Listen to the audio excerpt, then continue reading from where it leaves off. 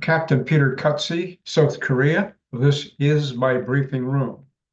This is another video and presentation on RNAV RNP AR-OPS. I won't be using the HUD for this presentation as several pilots around the world don't have access to HUD information. I've done a series, several videos in my library that you can purchase to view, and we'll talk about that at some other time. We are downwind for runway 08 left at Muscat in Oman. We can see our position here on screen. Let's have a look at a few highlights in the PowerPoint presentation and what really we're speaking about when we talk about RNAV RNP.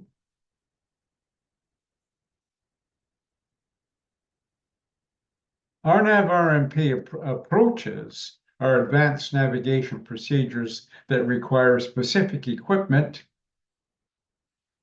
operational approval, and precise navigation performance.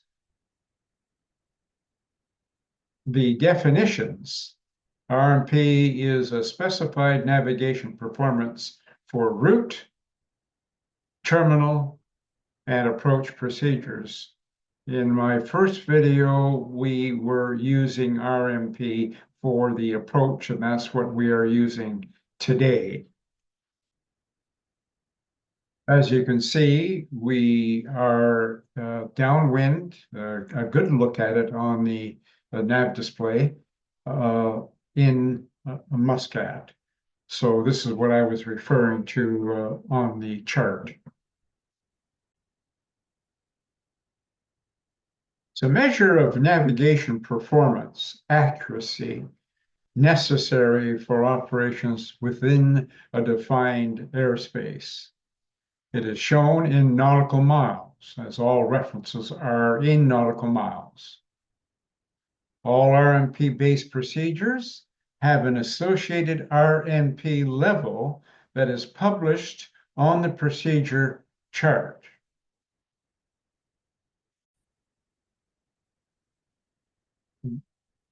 At the very bottom of the nav display is the RNP requirement and what the actual navigation performance is. And we'll look at that again when we go back into the simulator.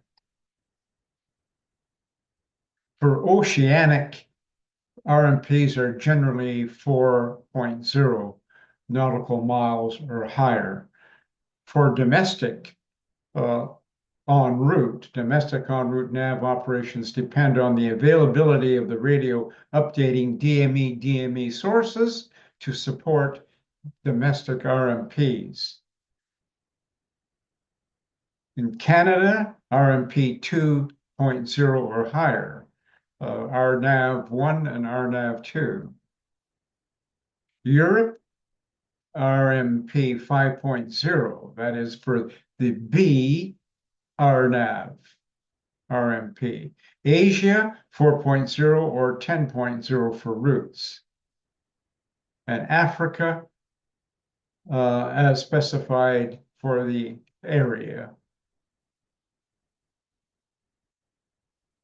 Terminal RNAV ops, SIDS, stars, and transitions are fully compatible with all FMC with DME or GPS updating. Active are defined as Canada and the United States, RNP 1.0 for SIDS and stars, and Europe, RNP 1.0.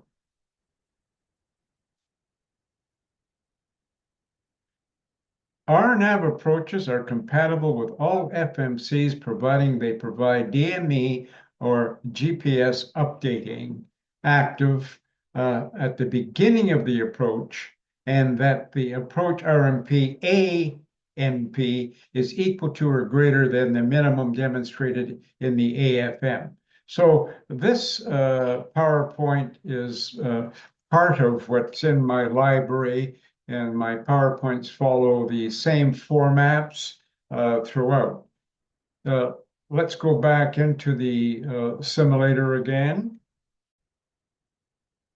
When we set up the approach, we noted that we did select from the database the RNAV 08 left. Well, that is indicated on the PFD in the top left corner, as you can see.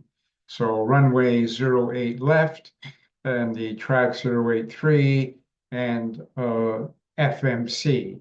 So it's an RNAV 08 left. That's what we selected, and that's what we should see on the PFD. I did not mention that in video one, but that's why we're doing this video to play a little catch up on what I missed to mention to you.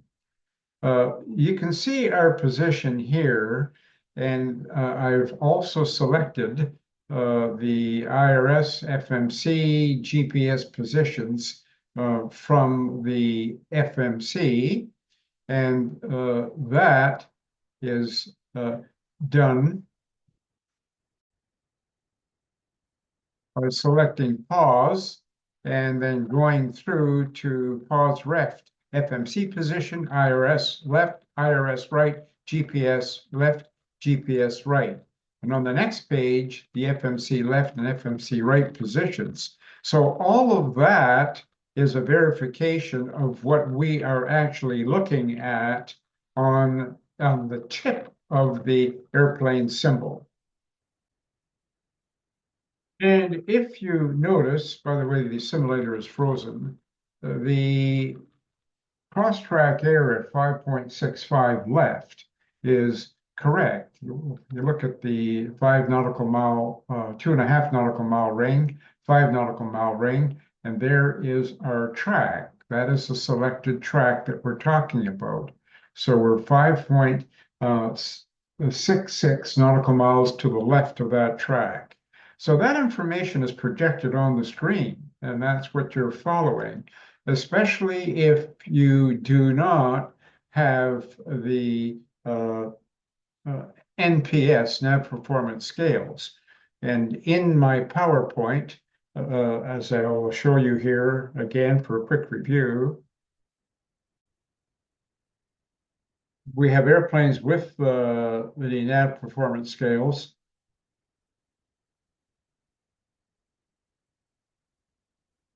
And everything that's required with the nav performance scales. And they're here, and here, and here, and they're explained to detail throughout. RNP approaches operations other than an approach. Anytime the deviation exceeds a limit, you'll have an amber alert. So these are very important parts of the PowerPoint that explains it clearly, not just in this video, but if you pay for access to view my library. And we'll talk more about that at the end of this video.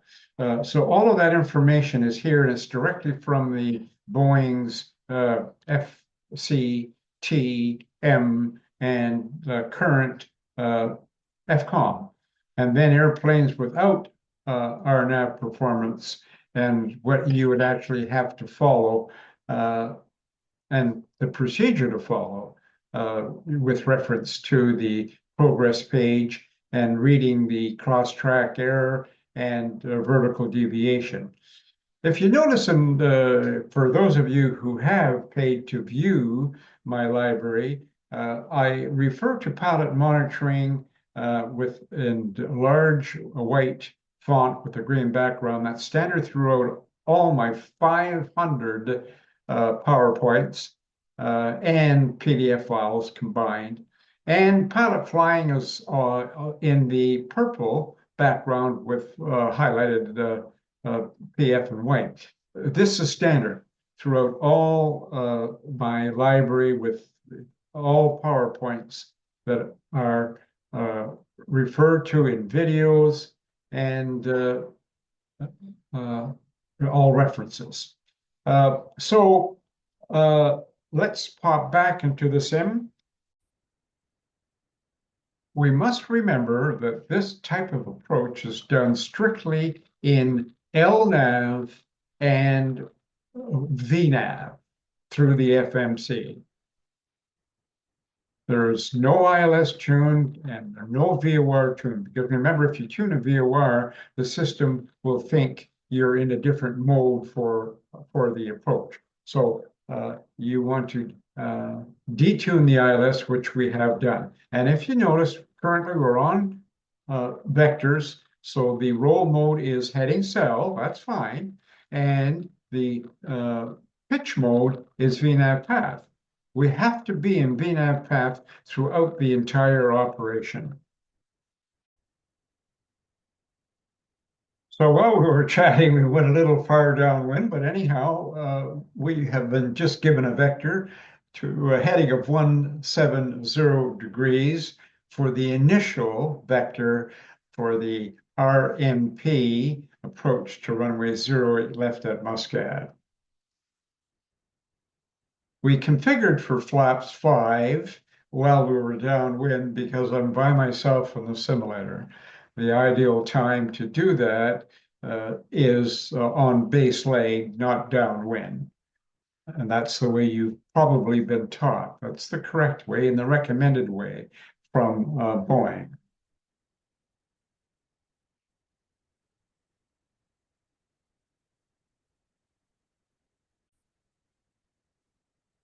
Okay, we're on our final intercept for the final approach course. And the extended center line was from ITLAC. As you can see in the top of the screen, we're at 15.9. We're a bit far back, but for the purpose of this presentation, that's how I did it. Once we intercept, we'll look at that and talk about it. But if you notice, we're in VNAV path, and LNAV was selected, and we have now captured the course. So we'll follow that 30-second trend vector. It's kind of dancing around a little bit, but we are pilots, and that's what we get paid to do on the flight deck. We don't just make a selection and accept it. We make a selection and say, why is it doing that? Well, now we're flight following and things are looking a little more accurate. And as we come into the extended center line.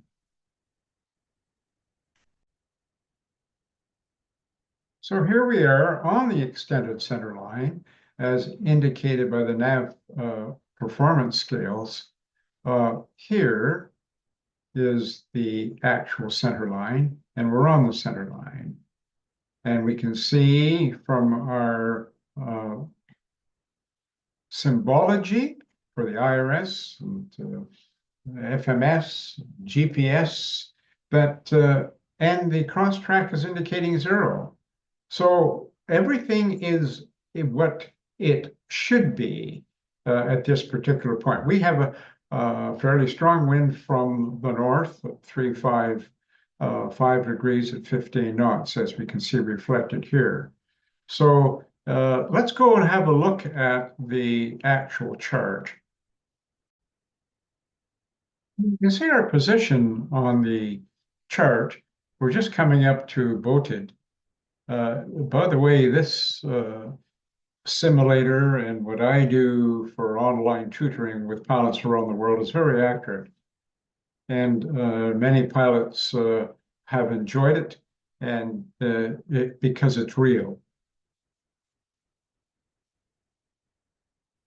Incidentally, anyone that pays to view my package, everything is stored in a secure server for their viewing later. And that's for their lifetime. So that's how we do it here at Lat-Long Global. So let's just freeze the simulator for a moment.